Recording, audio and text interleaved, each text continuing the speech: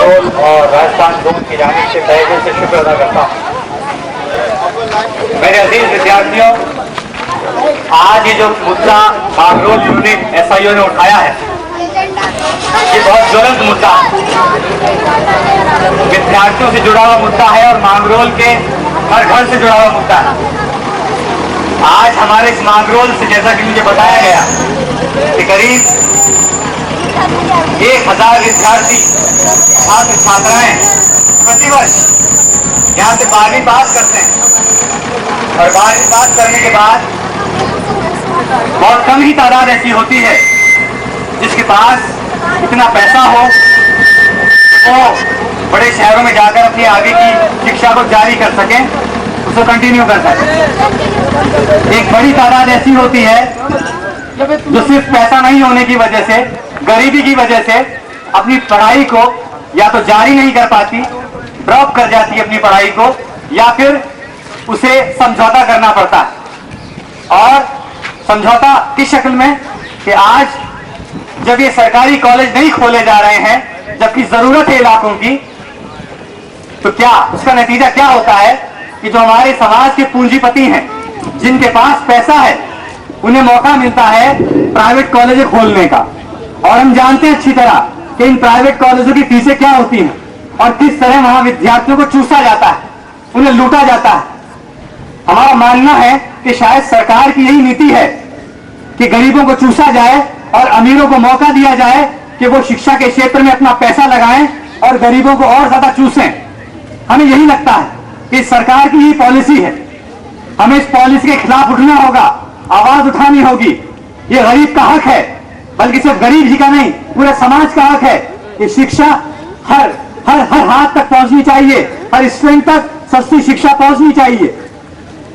फिर इसका एक दूसरा नतीजा क्या होता है, यहाँ मांगरोल और आसपास के गांव में पढ़ने वाली बच्चियां, हमारी बहनें, उनकी एक बड़ी तादाद ड्रॉप कर जाती है अपनी पढ़ाई को 12वीं के बाद। क्यों? क्योंकि उनके माँ बाप उन्हें गांव से बाहर शहरों में भेजना पसंद नहीं करते, क्योंकि माहौल आपके सामने है, किस तरह की बुराइयां, किस तरह का जो है माहौल हमारे समाज के अंदर पनप रहा है। उनके साथ छेड़छाड़ के मामले होते हैं, तो ये डर उन माँ बाप को जो है रोक देता है इस बात से कि वो बच्चियों को दूर शहरों में पढ़ने के लिए भेजें।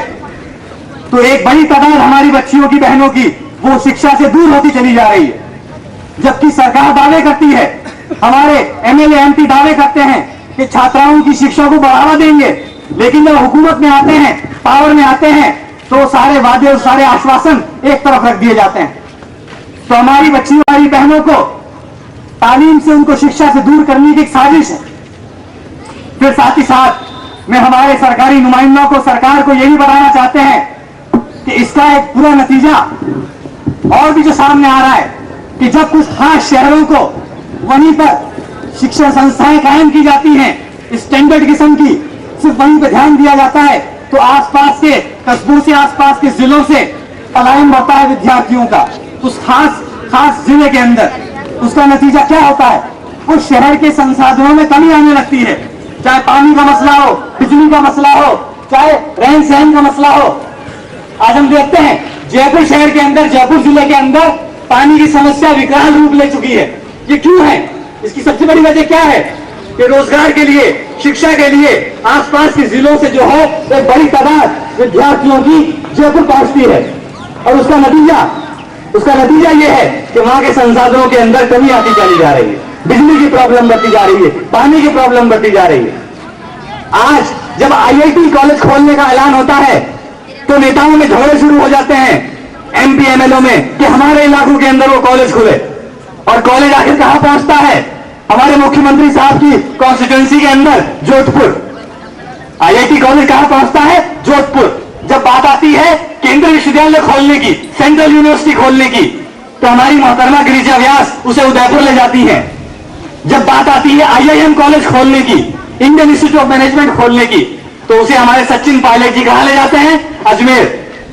जबकि आप बहुत से ऐसे इलाके हैं, चले जाइए आपका 12, जहां इंजीनियरिंग कॉलेज नहीं, जहां मेडिकल कॉलेज नहीं, चले जाइए जैसलमेर, बाड़मेर, चले जाइए सवाई माधोपुर, कोई बड़े इदारे नहीं है, बड़ी शिक्षण संस्थाएं नहीं है। तो ये कैसा व्यवहार है, कैसा सौतेला व्यवहार है इन नेताओं का कुछ इलाकों के साथ में। तो मेरे विद्यार्थियों, प्रिय बंधुओं, नगरवासियों, ये हम सबका मसला है। इसके लिए हमें सबको उठना होगा, एकजुट होना पड़ेगा। और ये बहुत गंभीर मसला है, क्योंकि आपके इस इलाके के एमएलए साहब ने ये वादा किया था चुनाव से पहले कि आपके इस इलाके को कॉलेज दिया जाएगा, सरकारी कॉलेज आवंटित किया जाएगा। लेकिन क्या हुआ? सत्ता में आने के बाद अपने उस वादे को भूल गए, और भूलेंगे भी, क्योंकि हम लोग सो रहे हैं, हम लोग जागरूक नहीं हैं। तो ये नेता लोग सोएंगे।